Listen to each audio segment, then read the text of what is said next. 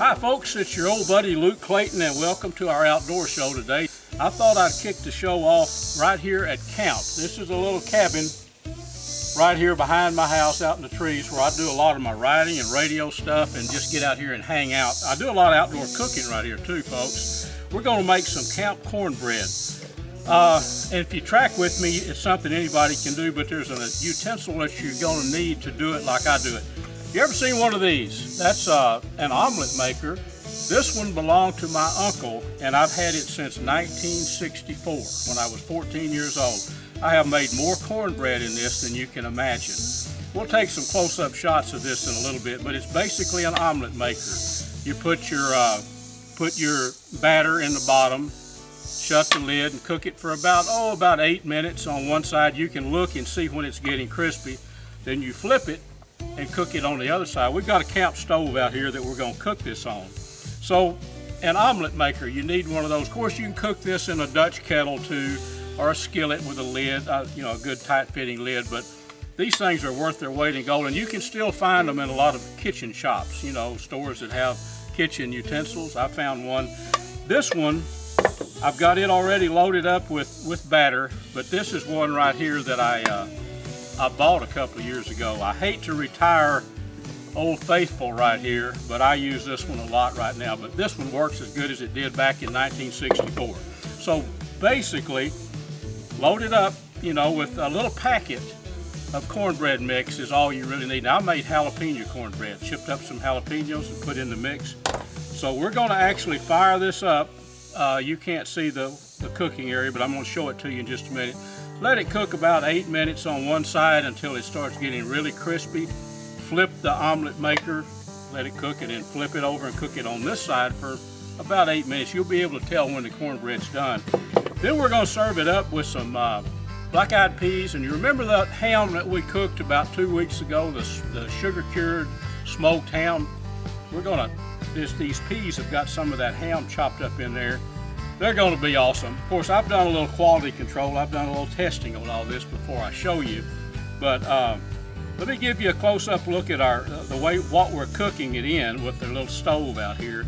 And then I will show you the finished product and we'll move forward with our show. But I thought this might be a good way to kick things off and give you a new way to, you know, to make cornbread at camp. Well, folks, here we go. Here's the finished product. Let me know if you think you could make a meal out of this.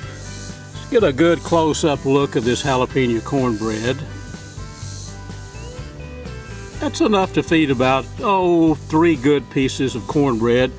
And how about this? You remember that smoked cured ham that we made, about 2 weeks ago? Here it is cooked up in some black-eyed peas. Check this out. Oh yeah, to be honest with you, I've already tested this, of course, to make, you know, a little quality control.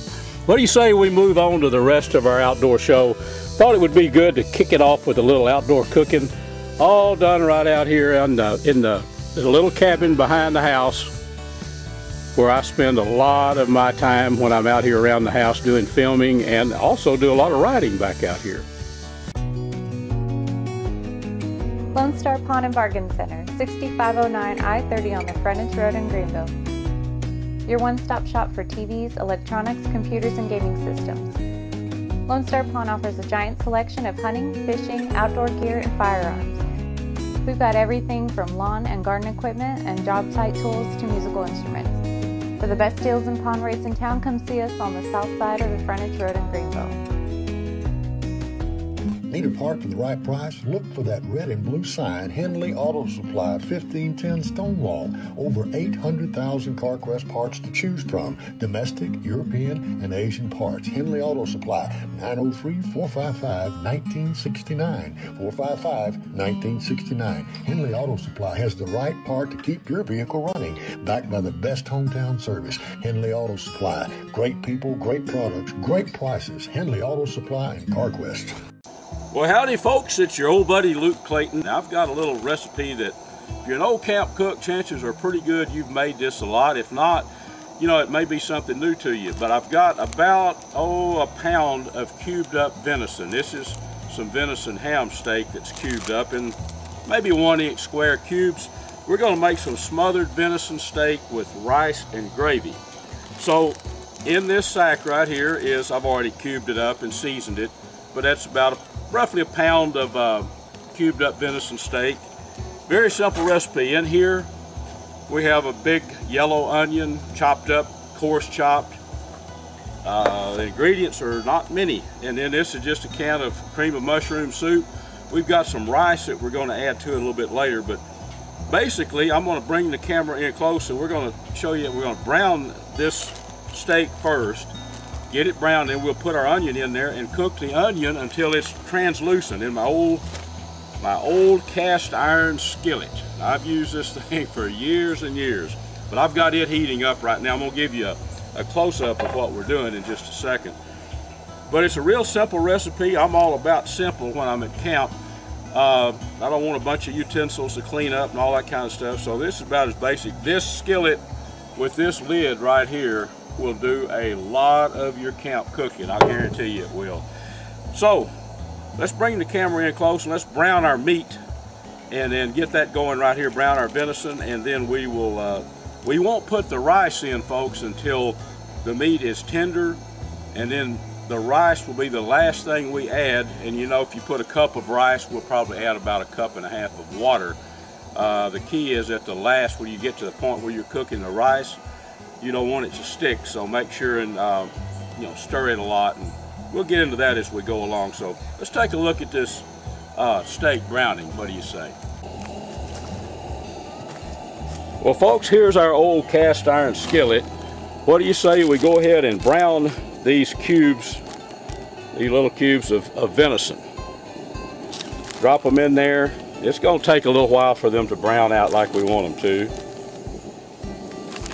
This is just cubed up venison steak, folks. It's actually from the top round of the steak is what it is.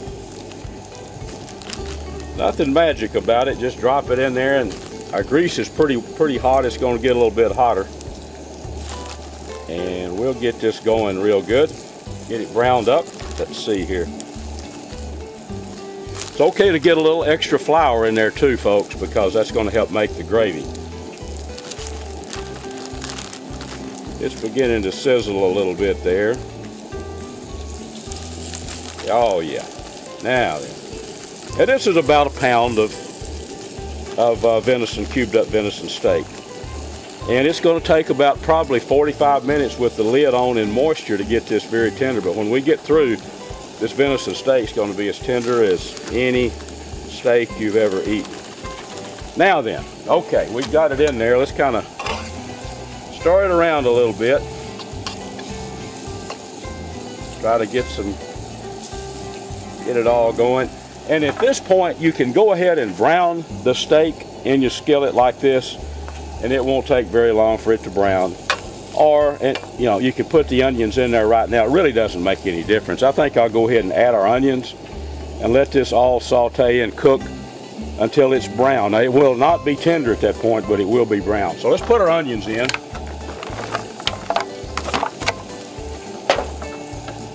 Stir the onions in with it.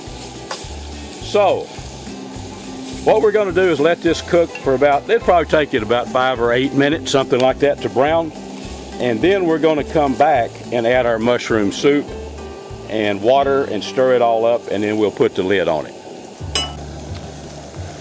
Okay, folks, our steak is pretty well browned right now. This is what we're looking for. Just get it browned. It's not at all tender, but it's actually done. You know, it's cooked probably 160 degrees, but it's not tender. So what we're going to, our finished product here is going to be smothered steak with rice and gravy. So at this point, let's go ahead and incorporate our cream of mushroom soup. You can use any kind of mushroom soup you like, but that skillet's real hot. Just spoon that in there, stir it around, mix it around real good. Now, if we were to just put the lid on that right now, it would cook for a little while, but then it would reduce all the moisture. So let's add some water to it at this point. We're going to probably put this much water, you know, about a can of water in there. So let's add the water and mix it all the time where it'll all be incorporated well. Remember, some of this water is going to cook out, and then we're going to later need some water, some moisture in here when we put our rice in. Folks, this is some of the best smothered steak you can imagine. Let's just put a whole bottle of water in there. Now then, a little black pepper, a little extra black pepper. I've already seasoned that meat, but let's put a little black pepper. You got to have that, because remember, we've diluted everything with the mushroom, cream of mushroom soup there, and a little extra salt. Okay, because we're seasoning for the finished product, which will have rice in it. Folks, let's do this now. Let's take our old lid. See how it's got the little dog ear here? Fit it right down on that, right there. And let's let this cook for, after about 30 minutes, I'll stir it, and then when we come back, it'll be tender and done. We're going to add the rice to it at that point. Your first set of wheels didn't come with hassles. It can be that way again at Tire Pros.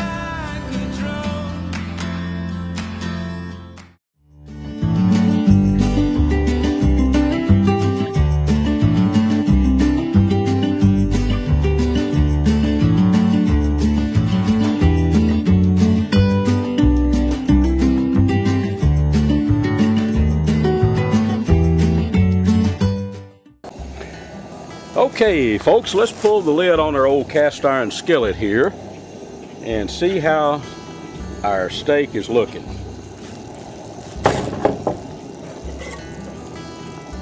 Oh yeah, that's just the right consistency. Let me check that for tenderness. I bet it's going to be falling off the bone. Oh yeah, cuts easily with a spoon. So right here, folks, this is ready for rice. And remember, it takes rice about 20 minutes to cook, 25, because we're going to be cooking at a low temperature. That gravy's just right. Steak, rice, and gravy in one skillet. That's what I'm all about when I'm out at camp. Really, really easy to do. And you know, if you don't have a skillet like this or a Dutch kettle, heavy-duty cast iron, you need to think about getting one, folks. This lid right here makes this work magic, you know, this old heavy-duty lid. It really does. It tenderizes stuff really well. So okay, let's go ahead and put our rice in here. It's about the right amount of rice. We're not going to put quite all of that. Then let's stir it up here. Stir it real good from the bottom. You don't want, this is not sticking so far, which is good. And we're going to need to add it about twice as much water as we added to that added rice. So that's going to be about right. Stir that all up. See, that'll give you some extra moisture in there for that rice, to cook that rice. Okay, now, the lid back on it. Put the little dog ears down to this, right there. And let's let that cook for about 25 minutes. And when we get through, folks, we're going to have steak, rice, and gravy all in the old cast iron skillet.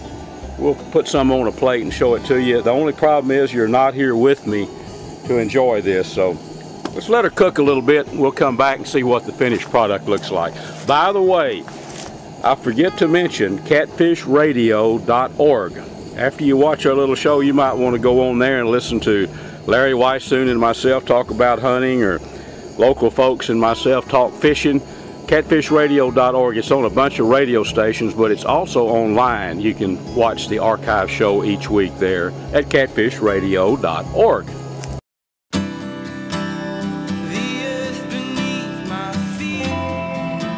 Get back to when being on the move was carefree. Tire Pros. Hassle-free, guaranteed.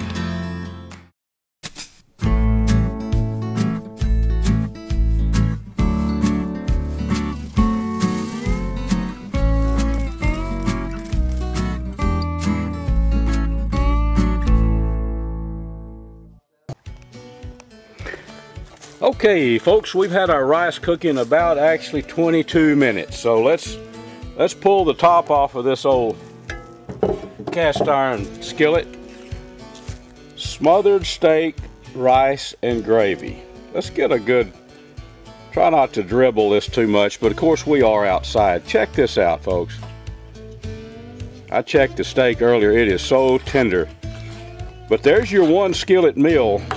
Venison steak cubed up. Of course, you can use any kind of game meat. You can use beef if that's what you want to use. But that is so tasty. I think, as they say, it's about time to get back to our regular programming. I hope you've enjoyed our little camp cooking dish this week. We'll try to bring you one each week, something new and something different. Hello, this is Jeff, and welcome back to our show. We want to thank you all for joining us again today, and we want to especially thank Luke for some great recipes that he shared with us on today's show. And we look forward to seeing you all on next week's adventure. For more information and for great recipes, please reach out to us at catfishradio.org. You can order Luke's book, Kill to Grill, which is just chock full of great recipes and other useful hunting information. Until next week, we look forward to another great adventure to share with you folks. And until next week, happy times in the outdoors.